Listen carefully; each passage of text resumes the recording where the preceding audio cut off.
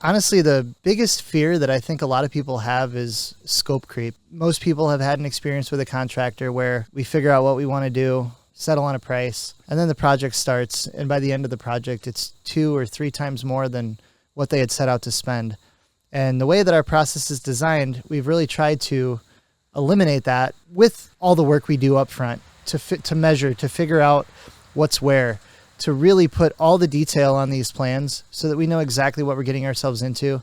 And that's not to say it never happens. Unforeseen things do come up, but the more work we put into the front end, which is where we start every process, the less people have to worry about that, and the more comfortable they can be with making the commitment to move forward with the project. And in speaking with our customers after the fact or during projects, what I hear most often about their experiences with other contractors versus their experience with us is all the horror stories of I get a guy who's clearly in his pickup truck or on the job site, can't understand him, set a meeting knowing he's not going to show up, either doesn't show up at all, doesn't show up on time, shows up in a truck that's going to leak oil all over my driveway, comes into my house with his dirty work boots on.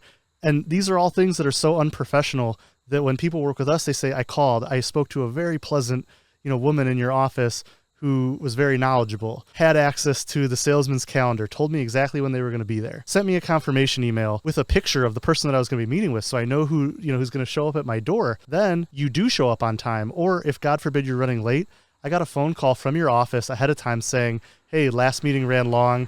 Is 15 minutes later okay, or should we reschedule?